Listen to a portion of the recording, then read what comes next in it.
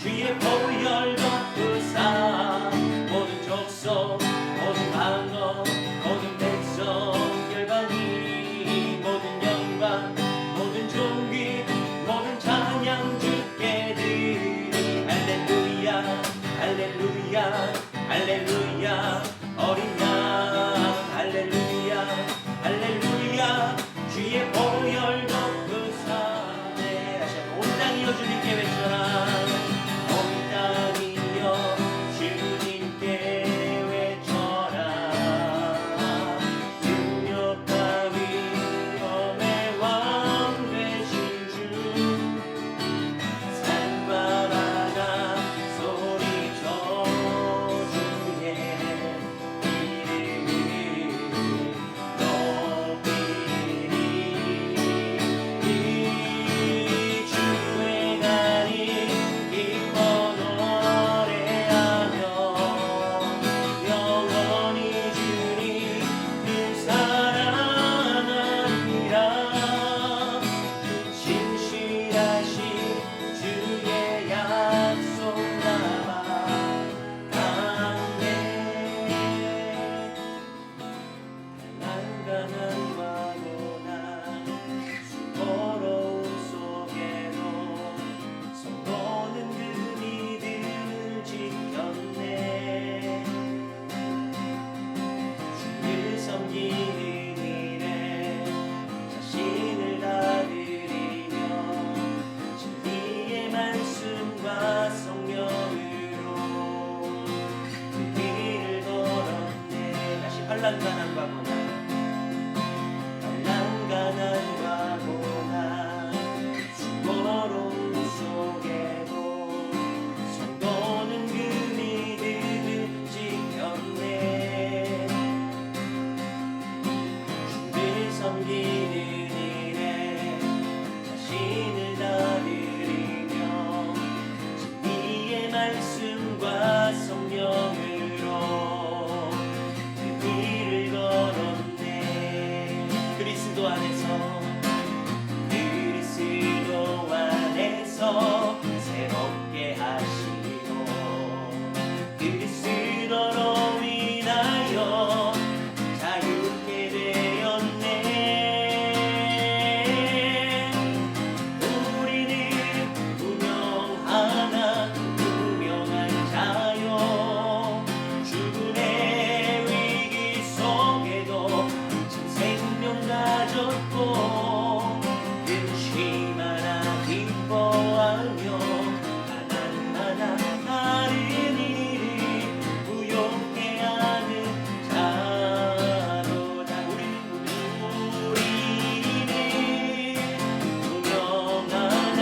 유명한 자요 죽음의 위기 속에도 참 생명 가졌고 근심하나 기뻐하며 하나하나 다른 일을 부욕해 하는 자로 모든 것 가진 자로다 모든 것 가진 자로다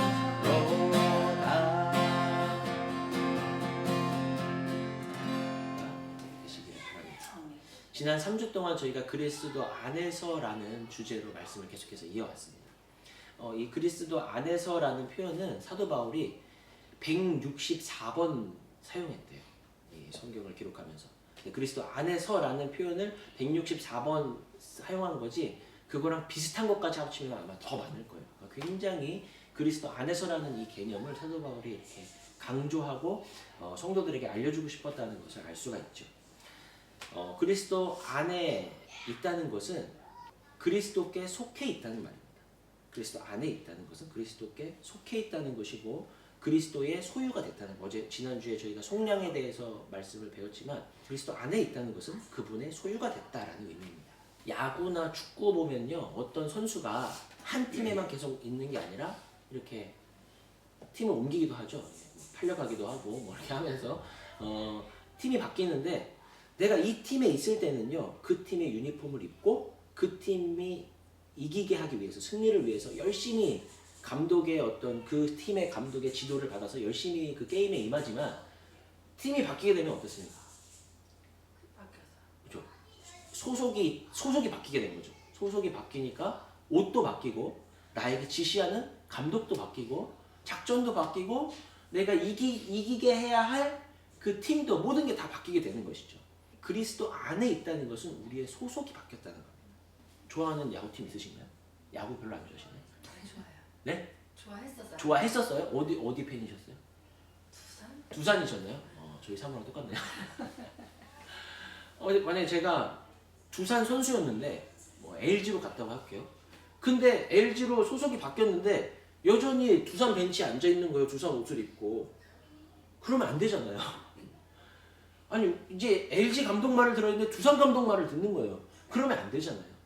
그러니까 우리가 소속이 바뀌었다는 것은 그리스도 안에 있다는 것을 그동안 우리가 삶의 목표로 삼아왔던 그 목표가 바뀐다는 것이고 다른 음성을 들으며 산다는 것이고 완전히 다른 옷을 입고 주님께 속해서 살아간다는 것을 의미합니다. 그것이 바로 그리스도 안에서라는 이 말이 가지고 있는 그러한 의미입니다.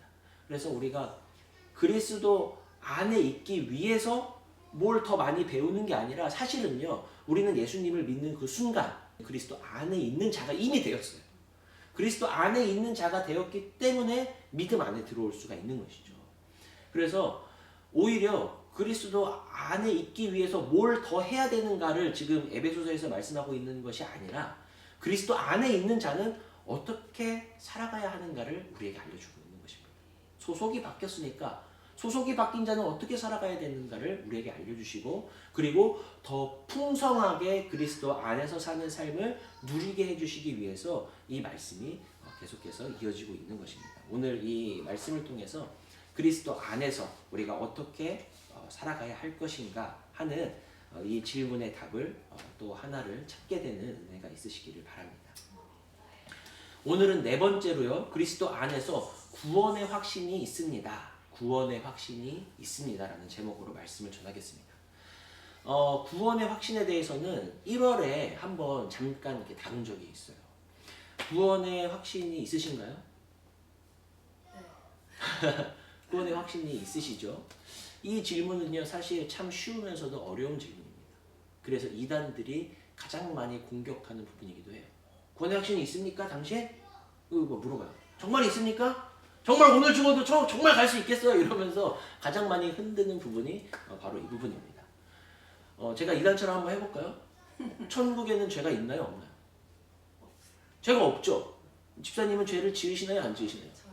죄를 짓는데 어떻게 죄가 없는 천국에 간다는 겁니까? 예수님이 우리를 지어서 아니 죄를 사해 주셨는데 우리 또 죄를 짓잖아요. 천국 가서 또 죄 짓고 막 이러면서 계속 뭔가를 붙들고서 우리를 이제 흔들어 놓는다는 거죠. 그럴 때 성도들은요, 구원이 확신이 있다고 말을 하면서도 마음 한편으로는 다 모든 성도들이 다 그런 생각을 해요. 그러게 정말로 내가 나 같은 사람이 천국 갈 수 있을까? 내가 배우기는 갈 수 있다고 했는데 근데 진짜 내가 갈 수 있을까 하는 이 마음 한편에 그런 마음을 누구나 다 가지고 있습니다. 그래서 제가 부교육자 생활을 하는 그 15년 동안 정말 많은 분들이 저에게 찾아오셔서 굉장히 심각하게 그 문제를 저에게 이야기하셨어요. 아주 비밀스럽게. 왜냐면 내가 직분이 있는데 내가 직분이 권사인데 구원의 확신이 아리송하다고 하면은 남들이 나를 어떻게 볼까? 그러니까 사람들 앞에서는 말 못하고 조용히 저를 찾아와서 내가 이게 너무 고민이 됩니다 하고서 이야기하는 거예요. 내가 모태신앙이고 아이들을 가리키는 교사인데 교사식이나 돼서 내가 구원의 확신이 없다 그러면 사람들이 나를 어떻게 볼까? 내가 지금 맡고 있는 직분이 있고 수십 년을 평생을 신앙생활을 했는데 구원의 확신이 내가 흔들리고 있다고 말한다면은 내 것이 너무 좀 부끄럽지 않을까? 이런 마음에 전전긍긍하다가 저에게 찾아오셔서 그런 얘기를 하시는 거예요. 어떻게 하면 좋겠냐고. 어떻게 해야 나 같은 사람도 구원의 확신을 가질 수 있겠냐고. 저에게 그런 질문을 하는 것을 정말 헤아릴 수 없이 많은 질문을 제가 받았습니다. 그런데 재미있는 것은 그 질문을 하시는 분들이 초신자가 아니라 모태신앙이고 정말 수십 년을 신앙생활 하셨고 중직자시고 그런 분들이 오셔서 이런 질문을 했다는 거예요. 자, 제가 다시 다른 질문을 한번 드릴게요. 구원의 확신이 없으면은 천국에 못 가나요? 구원의 확신이 없어도 천국에 갈 수 있다는 말인가요, 그러면? 이건 사실은 처음 하는 거 아니고 1월에 제가 했었던 거거든요. 자, 구원의 확신이라는 말을 조금 더 우리가 편하게 풀어볼게요. 구원의 확신이 뭔가요? 앞으로 장차 장래에 미래에 있을 나의 구원이 정말로 내가 천국에 갈지 못 갈지를 내가 예측해 보는 거잖아요. 미리 예측해 보는 거잖아요. 그래서 예측해 보니까 이런 근거 속에서 나는 천국에 갈 거라고 내가 예측하는 겁니다. 예상하는 겁니다. 그거를 우리는 구원의 확신이라고 부르는 거죠. 자, 그런데 지난주까지 우리가 말씀을 살펴봤는데 우리가 그러면은 구원의 확신이 있는 것과 그러니까 구원을 내가 미리 천국에 간다고 예상하는 게 천국을 내가 실제로 가는 것과 어떤 연관관계가 있는지 지난주 말씀을 조금만 다시 되짚어 볼게요. 3절 말씀에 그리스도 안에서 하늘에 속한 신령한 복을 우리에게 주셨다라는 말씀이 있었죠. 그 신령한 복은 어떤 복이었습니까? 창세전에 예비하신 복이었죠. 창세전에 우리를 아무런 조건 없이 택하시고 그래서 하나님의 아들이 되게 하시고 그래서 그 은혜를 우리를 속량하셨죠. 값주고 사오셔서 죄사함을 받게 하셨습니다. 자, 여기에서 핵심은 이 하늘에 속한 이 신령한 복의 핵심은 뭐냐면 이 복에 대한 이유가 이 복을 내가 받는 이유가 나에게 전혀 있지 않다는 거예요. 지금 제가 설명한 것 중에 이 복을 받는 이유가 원인이 나한테는 전혀 없는 거예요. 창세전에 이 창세전에 나를 택하셨다는 말 속에 어떤 의미가 담겨 있었나요? 우리가 아직 존재하기도 전이잖아요. 내가 뭘 잘하고 잘못하고 하기도 전이잖아요. 그때 이미 하나님께서는 나를 택하셨다는 거예요. 그러니까 나를 택하심에 있어서 그 이유와 원인이 나에게 전혀 있지 않다. 내가 뭘 잘하고 잘못함에 전혀 있지 않고 그 이유와 원인은 전적으로 하나님께 하나님의 뜻과 하나님의 기뻐하심 그 하나님의 우리가 다 헤아릴 수 없는 그 놀라운 지혜 가운데 그 이유와 원인이 있는 것이지 나에게 그 이유와 원인이 전혀 있지 않다. 이것이 바로 지난주에 살펴봤던 하늘에 속한 신령한 복의 핵심입니다. 자, 오늘 본문에서도 계속해서 이 하늘에 속한 신령한 복에 대한 내용을 발견할 수 있는데 저희가 아직 살펴보지 않았지만 핵심은 똑같아요. 뭐냐면 우리에게 그 복을 그 은혜를 받을 만한 원인이 나에게 있지 않다는 겁니다. 내가 무슨 자격을 갖춰서가 아니라 내가 심지어 자격이 없음에도 불구하고 주시는 전적인 하나님의 은혜 이게 바로 이 하나님이 주시는 복의 핵심이라는 거예요.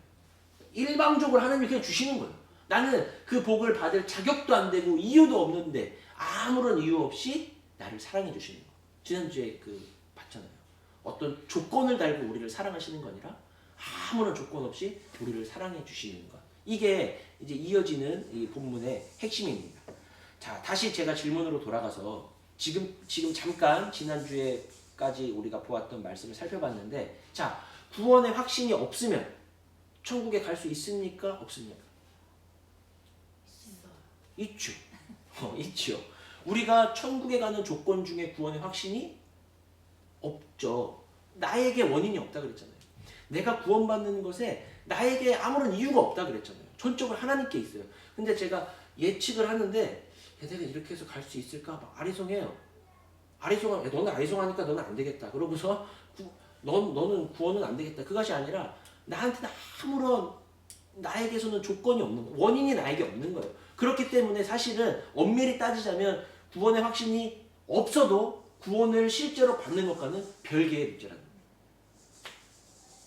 전적으로 하나님의 열심으로 나의 열심이 아니라 하나님의 열심으로 이루어지는 것이 바로 구원 하나님께서 우리에게 주시는 복이다라는 것을 우리는 말씀을 통해 확인할 수가 있습니다.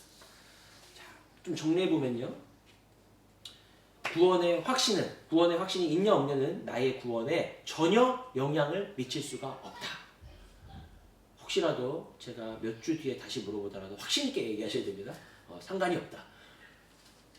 그 어떤 이단이나 이단이 아니라 누가 와서 묻고 우리를 뒤흔들더라도 구원의 확신이 있고 없고는 실제로 구원을 받는 것과 아무런 영향을 미칠 수가 없다. 자, 아무런 영향을 미치지 않는데 그러면 우리는 왜 구원의 확신이 필요할까요? 실제로 구원을 받는 것과 아무 어떤 영향을 미치지 않는데 우리는 왜 구원의 확신이 필요할까요? 구원의 확신이 필요한 것은요, 하나님 나라, 하늘하고 땅이라는 개념으로 해볼게요. 하늘에 들어가기 위해서 필요한 게 아니라 이 땅에서 필요한 거예요. 구원의 확신은요, 하늘에 들어가려고 필요한 게 아니라 이 땅에서 우리가 살려고 필요한 거예요. 더 잘 살려고, 더 행복하게 살려고 이 땅에서 필요한 게 구원의 확신입니다. 즉, 구원의 확신이 없어도 우리는 천국에 들어갈 수 있지만 사실 그렇게 행복하게 살 수는 없는 거예요. 이 땅에서. 어떻게 보면 좀 불행할 수도 있죠. 만약에 우리가 다 임종 직전에 놓였다고 할게요. 다 우리가 나이가 많아지고 병원에 누워있어요. 임종 직전이에요. 그런데 아직도 우리는 구원의 확신의 문제를 가지고서 막 고민하고 있어요. 내가 정말 구원 받을까? 못 받을 것 같은데? 그러면은 내가 지금 죽음을 정말 앞두고 있는데 어떤 마음일까요? 막 기쁘고 막 기대가 되고 행복할까요? 너무나 그 죽음이 두렵지 않겠습니까? 두렵고 불안하고 걱정되고 그렇지 않겠어요? 지금 이 죽음을 맞이한다는 것이. 구원의 확신은요, 우리가 이 땅에서 두려움 없이 불안함 없이 걱정 없이 행복하게 살기 위해서 필요하다는 거예요. 그래서 좀 어떤 우리가 좀 환란이 있고 어려움이 있어도 그렇지, 나에게는 그 나라가 준비되어 있지. 그래서 그 나라를 확신함으로 말미암아 소망이 생기고 다시 일어설 힘과 용기가 생기고 하는 것이 바로 구원의 확신입니다.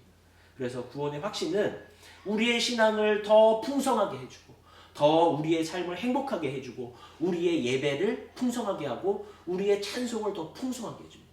구원의 정말 그 확신에 차 있으면 우리 마시는 교회 모든 성도들은 늘 넘치는 구원의 확신을 가지고 살아갈 수 있으시기를 주의 이름으로 축원합니다.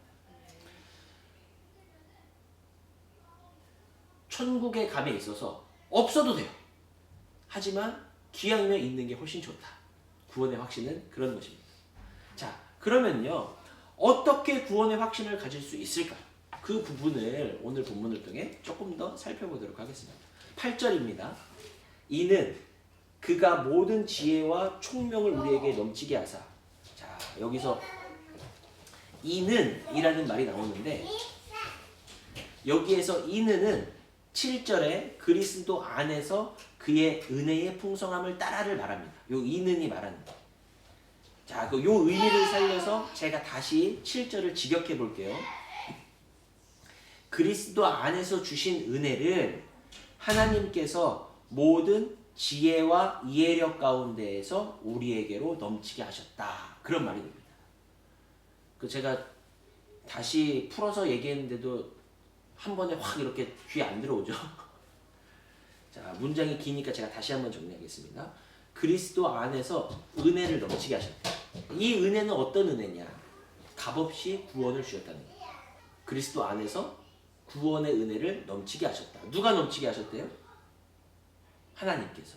실제로 보니까 하나님께서 구원의 은혜를 넘치게 하셨는데 어떻게 넘치게 하셨냐? 이게 중요합니다. 어떻게 그 은혜가 넘치게 하셨냐? 모든 지혜와 총명으로. 여기 총명으로라는 말은요, 이해력이라는 말로 다시 할 수 있습니다. 그러니까 모든 지혜와 이해력을 사용하셔서 그리스도 안에 주신 이 구원의 은혜를 더 넘치게 하셨다. 더 풍성하게 하셨다는 겁니다. 자, 우리가 지금 묵상하고 있는 이 에베소서를 통해서 지금 하나님이 우리한테 뭐 하고 계신 것 같으세요? 지금 우리한테 설명해 주고 있는 거예요. 지금 설명해 주고 있는 거예요. 자, 아무런 조건 없이 우리에게 구원을 주셨다면서요. 그렇죠? 아무런 조건 없이 은혜로 나한테 구원을 주셨다면서요. 그럼 지금 설명해 주고 있는 거 이거 잘 이해를 못하고 잘 몰라도 구원 받습니까? 못 받습니까? 구원 받죠. 내가 잘 이해가 안 돼. 예를 들어 영어로 적혀 있어. 영어라서 더 모르겠어. 막 해석을 하면서 했는데 몰라도 우리가 구원을 받고 안 받고에 전혀 영향을 미칠 수 없습니다. 원인이 나에게 있지 않기 때문에. 원인이 나에게 있지 않는데 이거 지금 왜 설명하는 걸까요? 이 땅에서 행복하게 살게 맞아요. 이 땅에서 더 행복하게 해주려고 설명하고 계시죠. 근데 이 땅에서 더 행복하게 살게 하려고 이거를 설명해주고 계신데 설명하는 것과 이것 사이에 조금 하나가 더 필요해요. 근데 이거를 설명해서 왜 어떻게 행복하게 살려고 하시는 거지? 이 연결고리가 필요한데 그게 뭐냐면요. 여러분 누군가한테 설명해 보신 적 있나요? 네, 특히 아이들한테 뭐 이렇게 설명 같은 거 하죠. 왜 설명합니까? 알게 해주려고 설명하는 거죠. 그죠? 이해시키려고. 자, 하나님께서 우리에게 구원이라는 복을 주신 것으로, 복을 준 것으로 끝난 게 아니라 지금 설명하고 계세요. 그 복이 어떤 복인지, 어떻게 주셨는지 그 복을 지금 설명하고 있어요. 설명함으로써 그 은혜가 지금 넘치게 하시겠대요. 자, 이 말은요. 설명하는 사람은요. 설명을 듣는 대상이 알기를 원하기 때문에 설명하는 겁니다. 즉 하나님은요. 지금 우리가 이 내용을 알고 이해하기를 원하시는 거예요. 알고 이해하기를 원하시기 때문에 지금 이 내용을 설명하는 겁니다. 이해하는 것을 기대하지 않는 사람은요. 상대방이 이해하기를 기대하지 않는 사람은 설명하지 않습니다. 군대 가면 그래요. 단지 명령하거나 지시하지 이거를 막 설명해주지 않아요. 너 이해하지 못해도 돼. 너 몰라도 돼. 그냥 시키는 대로 해. 그게 군대입니다. 이등병들 이제 처음 군대 가면 이제 짝대기 하는 이등병이잖아요. 이등병한테는 설명을 안 해줘요. 그냥 너는 시키는 대로 하기만 하면 돼. 그리고 그냥 지시만 해요. 계속. 근데 이등병들이 불만이 있어요. 이걸 왜 이렇게 하지? 저렇게 하면 더 좋을 것 같은데. 아 이걸 왜 이걸 이런 식으로 하는 거지? 이렇게 하면 더 효율적일 것 같은데. 그래서 이등병들이 꼭 말을 안 듣고 자기 나름대로 뭘 하다가 꼭 실수를 해요. 그래서 욕 먹어요. 야, 너 내가 언제 너보고 생각하라 그랬어. 너는 그냥 시키는 대로 하기만 하면 돼. 하고서 이제 명령합니다. 이게 사실 인격적인 소통은 아니죠. 이게 조선 시대나 이 성경에 쓰여진 이 초대 교회 배경에도 보면은 종이나 노예가 있었죠. 상전은요, 주인은요, 종에게 동의를 구하지 않습니다. 그냥 명령하고 지시해요. 이거를 설명해서 종을 설득하지 않아요. 그냥 지시해요. 이렇게 하라고. 설득하거나 동의를 구하지 않아요. 그런데 지금 하나님께서 나에게 뭘 하고 계시냐면 설명해 주고 계시다는 거예요. 온 우주 만물 중에 가장 높고 높으신 하나님께서는요. 사실 우리의 동의를 받으실 필요가 없으신 분이에요. 우리를 설득시키고 납득시킬 필요가 없으신 분인데 그래서 얼마든지 나에게 그냥 너는 이렇게 해라고 명령하실 충분히 그럴 자격이 있으신 분임에도 불구하고 나에게 설명해 주고 계시다. 이것이 나를 어느 정도로 생각하고 계신지를 우리는 여기에서 알 수가 있습니다. 나를 정말 자녀로 삼으셨구나. 정말 나를 자녀같이 사랑하고 계시는구나. 설명하고 계신 이 하나님의 모습을 통해서 우리를 사랑하고 계시고 은혜를 베푸시는 하나님에 대해서 우리는 또한 발견할 수가 있습니다. 그래서 우리를 지금 이해시키기를 원하시는 거예요. 이 사실은 어렵고 복잡한 내용을 설명해 주셔서 이해시키셔서 우리가 이 말씀이 이해가 되고 받아들여짐으로 말미암아 어떤 결과를 얻게 되냐. 8절에 우리에게 넘치게 하사. 그 은혜가 우리 안에 넘치게 하신다는 거예요. 더 구원을 받은 것만으로도 사실 은혜가 커요. 그 은혜가 큰데 그 큰 은혜를 더 넘치게 해주시겠다는 거예요. 우리 삶 속에. 이것이 바로 지금 제가 이 말씀을 강론하고 있는 이유이고 여러분께서 이 말씀을 듣고 있는 이유입니다. 하나님이 나에게 이 말씀을 설명하기를 원하시기 때문에. 하나님께서 우리에게 하늘에 속한 신령한 복에 대해서 사도 바울을 통해 에베소서를 통해 지금 설명해주고 계십니다. 그리고 우리는 성령의 조명하심을 통해 이 말씀을 듣고 깨닫고 이해하게 되고 그래서 그렇구나. 이 구원의 원인이 나에게 있지 않구나 하고서 우리가 뭘 얻게 되나요? 구원의 확신을 얻게 되는 것이죠. 이 말씀을 우리가 배우고 듣고 깨달음으로 말미암아 구원의 확신을 얻게 되는 거예요. 즉 구원의 확신 또한 나에게 있지 않은 거예요.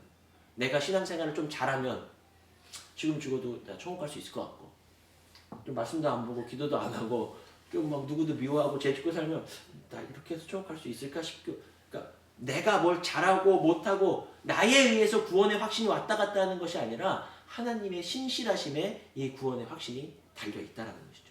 하나님은 약속하시고 반드시는 지키시는 분이시기 때문에 약속하신 하나님께서 나의 구원을 이루실 것이다 라는 확신을 우리는 나로부터가 아니라 하나님으로부터 얻게 된다는 거예요. 그러니까 하나님께서 지금 이 말씀을 우리에게 지금 설명해 주고 계신 것입니다. 구절을 보면 재밌는 말씀이 이게 됩니다. 그 뜻의 비밀을 우리에게 알리신 것이요. 여기서 그 뜻의 비밀이라는 말은요, 복음을 말하는 겁니다. 복음이 비밀이래요. 우리는 늘 이렇게 가까이에 있는 것을요, 그것이 귀중한 것인지 가치를 모르고 살 때가 많습니다. 어제 이제 집사님 한 분, 권사님 두 분, 장로님 한 분 오셨었어요. 오셔서 뭐 이런저런 이야기를 했는데 한 분이 손을 베이셨더라고요. 다치셨어요. 베이셔가지고 뭐 이렇게 막 뭐 이렇게 본드로 해서 뭐 병원 갔더니 그렇게 치료를 해줬다 그러더라고요. 이러고서 이제 샤워를 하는데도 이게 막 벌어지고요. 손가락 하나 다쳤는데도 머리 감는 것도 힘들고 세수하는 것도 힘들고 너무 씻는 게 불편하더래요. 그래서 나와서 그러셨대요. 가족들한테. 야, 우리 손발이 이렇게 건강하고 멀쩡하다는 게 야, 이게 너무 감사한 거야 하고 가족들한테 그런 얘기를 하셨대요.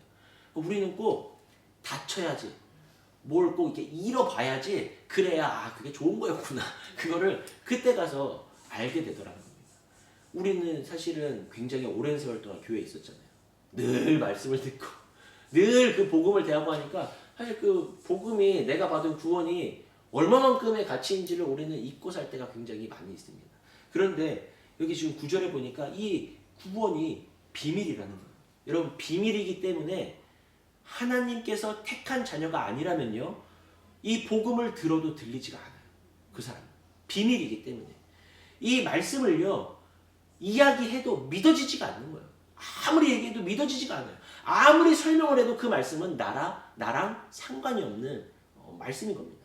왜냐하면 이 복음은 감추어진 비밀이기 때문에 오직 누구에게만 이 비밀이 들리냐? 하나님께서 택하신 백성들에게 들리는 거예요. 우리가 이 말씀이 들리잖아요. 이 말씀이 믿어지잖아요. 이거는요 너무나 놀라운 하나님께서 주신 은혜라는 거예요. 이 말씀을 들을 때, 제 에베소서 이 말씀을 들을 때 하늘에 속한 신령한 복을 주셨다는 그리스도 안에 있다는 이 말씀을 들을 때 나랑 상관없는 말씀이 아니라 이 말씀이 내 얘기인 거예요. 지금 이 말씀의 주인공이 바로 우리라는 사실입니다. 그러니까 얼마나 감사합니까? 복음을 들을 수 있다는 것은 당연한 것이 아니라 말할 수 없는 감사인 줄로 믿습니다. 여러분, 그 감사가 우리 안에 회복되어지고 넘쳐나는 은혜가 있으시기를 바랍니다. 11절을 보면 지금까지의 말씀이 한눈에 정리되어 있습니다. 모든 일을 그의 뜻의 결정대로 일하시는 이의 계획을 따라 우리가 예정을 입어 그 안에서 기업이 되었으니. 굉장히 이 짧은 한 문장 속에 지금까지 했던 얘기가 다 담겨 있어요. 그 안에서라는 단어가 보이시나요? 11절에 그 안에서 기업이 되었으니 있죠. 그 안에서가 그리스도 안에서라는 의미입니다. 그러니까 그리스도 안에서 이미 우리를 결정하시고 택하시고 나의 구원을 결정하시고 그 계획을 따라 나를 구원하시는 그 계획을 따라 나의 구원을 예정하시고 그 안에서 기업을 그 천국의 유업을 이미 분배받았다는 뜻입니다. 이 기업에 대해서는 제가 다음 주에 또 설명하도록 하겠습니다. 지금까지 설명했던 내용을 다시 한번 한눈에 들어오게 정리합니다. 왜 이렇게 설명하는지 12절에 그 이유가 또 나오는데요. 12절은 같이 읽어볼게요. 시작. 이는 우리가 그리스도 안에서 전부터 바라던 그의 영광이 찬송이 되게 하려 하심이라. 아멘. 자, 그 은혜를 알고 이해하고 깨달음으로 말미암아 그리스도 안에서 하나님의 영광을 찬송하게 하려는 것입니다. 구원에 있어서 우리의 역할이 있었나요? 없었죠. 전혀 우리의 역할이 있지 않았습니다. 우리가 하나님의 이 구원을 쭉 설명 듣고 대할 때 우리가 할 거는 구원을 받기 위해서 뭔가를 해야 되는 것이 아니라 그 구원의 은혜를 찬송하는 거예요. 네? 감사하는 거. 그것이 바로 우리가 해야 될 일이라는 거예요. 그러니까 이 구원의 은혜를 쭉 듣고서 설명하시는 이유가 구원을 받으려면은 뭘 좀 더 해라, 뭘 좀 더 노력해라, 뭐 그거를 말하려고 하시는 것이 아니라 우리가 이미 받은 은혜가 얼마나 큰지, 그것이 얼마나 놀라운 것인지를 알게 하시고 이해함으로 말미암아 그런 거였구나 라는 것을 우리 마음 깊은 곳에서부터 하나님의 은혜를 찬송하게 하시려고 우리에게 이것을 말씀해주고 있다라는 것입니다. 우리는 이러한 복음의 진짜 내용을 알고 배움으로 우리는 우리의 구원의 확실성은 더욱더 견고해집니다. 흔들리지 않는 거예요. 아, 그렇구나. 나에게 있지 않구나. 내가 좀 못나게 살고 내가 죄 앞에 엎드려지고 사단의 유혹 앞에 우리가 쓰러지고 넘어지고 믿음으로 살고 있지 않는 나를 발견하게 됐을 때 그럼에도 불구하고 변함없이 나를 사랑하시고 나를 구원으로 애써서 구원으로 인도하고 계신 하나님의 열심을 보면서 거기에서 구원의 확실함을 발견하면서 야, 자격 없는 나에게 분에 넘치는 이런 사랑과 은혜를 주시는 하나님, 그 앞에 우리는 더욱더 찬송할 수밖에 없는 것이죠. 눈물 흘리며 회개할 수밖에 없는 것이죠. 눈물 흘리며 회개했기 때문에 구원받는 게 아닙니다. 구원받았기 때문에 눈물 흘리며 회개하게 되는 것입니다. 하나님의 열심으로 우리에게 주신 구원의 은혜를 기억하며 살아가는 한 주가 될 수 있으시기를 바랍니다. 그래서 다시 한번 지난주 말씀처럼 우리 가운데 정말 우리 마음 깊은 곳에서 터져나오는 이 할렐루야가 있었으면 좋겠어요. 원래 우상 숭배는요 되게 되게 골치 아플 게 하나도 없습니다. 그냥 제사상 잘 차려놓고요 정성을 들여서 그 앞에 제사를 드리면 돼요. 뭐 일주일 동안 어떻게 살았는지 뭐 얼만큼 뭐 그 신을 살아 그런 거 다 상관없어요. 그냥 그 앞에서 막 잘 차려놓고 막 청배하고 만배하고 그래서 야 정성이 참 갸륵하다. 그 앞에서만 잘하면 되는 거예요. 그 앞에서만 잘하면 되지 뭐 그 마음에 무슨 마음이 뭐 그런 복잡한 게 없단 말이죠. 그런데요 우리가 지금 믿고 또 배우고 있는 성경은 그렇지가 않은 거예요. 하나님 우리의 삶을 보시고 우리 마음의 중심을 보시고 내가 찬송을 해도 막 이게 우리 이 말씀을 깊이 있게 이해하고 그 이해함 가운데 터져 나오는 찬송인지 아닌지 되게 골치 아프죠. 찬송하면 하는 거지 뭐. 열심히 했으면 잘했다 하면 되지 뭐. 근데 하나님은 찬송하는 그 자체가 아니라 예배하는 그 자체가 아니라 하나님과 나와의 그 관계. 하나님께서 나를 사랑하시고 그 사랑 가운데 그 말할 수 없는 그 하나님의 은혜 가운데 나도 하나님을 사랑하게 되는 그 은혜를 찬송하게 되는 이러한 믿음의 관계, 사랑의 관계를 우리와 맺고 싶으시기에 하나님께서는 이 말씀들을 우리에게 주고 계신 것입니다. 그래서 궁극적으로는요, 우리가 단지 입술로 찬송만 하는 것이 아니라 하나님과의 그 깊은 교제와 관계가 회복되어지는 것, 그것이 바로 진정한 할렐루야라고 할 수가 있겠습니다. 우리의 한 주가 하나님 앞에 한 걸음 더 나아가게 되고 그래서 더 깊이 있게 하나님을 사랑하게 되고 그 사랑하는 것이 무슨 의무이고 책임이어서가 아니라 이 땅을 살아가는 동안 나를 더 행복하게 해주는 우리의 인생을 더 복되게 해주는 하나님의 은혜로 그 은혜를 누리시는 우리의 한 주가 될 수 있으시기를 주의 이름으로 축원합니다. 대구 주의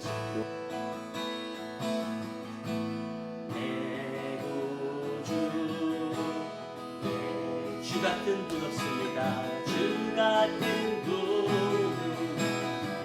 내 평생에 찬양하리 놀라운 사랑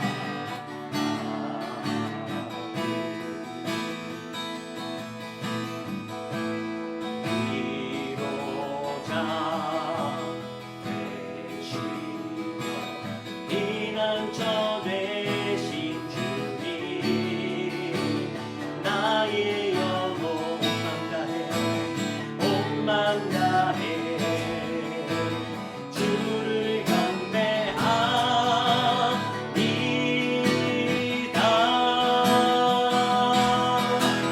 온 땅이여 주님께 외쳐라. 능력 따위 영의 왕 되신 주 산과 바다 소리쳐 주의 이름을 높이리. 주 행하니 기뻐 노래하리.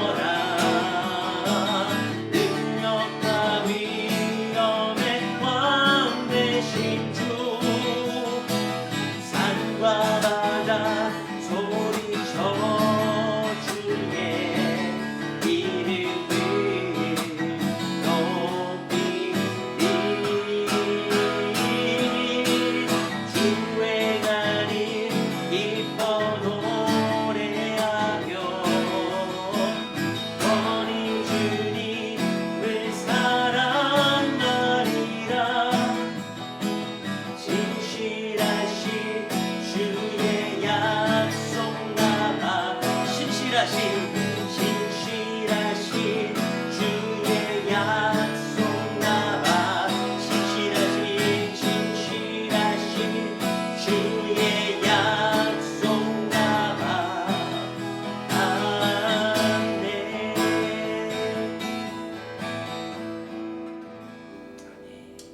자비로우신 하나님 아버지, 영광과 존귀와 감사와 찬송을 드립니다. 우리를 구속하시려고 독생자 예수 그리스도를 이 땅에 보내시고 십자가 위에서 친히 고난과 수욕을 당하시고 돌아가심으로 우리를 죄와 사망으로부터 해방시켜 주신 하나님의 은혜에 감사함을 드립니다. 이제 하나님 앞에서 구속함을 입은 저희 무리들이 하나님의 사랑과 그리스도의 은혜를 기억하면서 이 거룩한 성찬에 참여하려 합니다. 하나님, 이 시간 함께하여 주시옵시고 성령께서 우리 가운데 일하여 주셔서 부활과 승리의 감격으로 넘치는 성찬이 되게 하여 주시옵소서. 예수 그리스도의 이름으로 기도합니다. 아멘.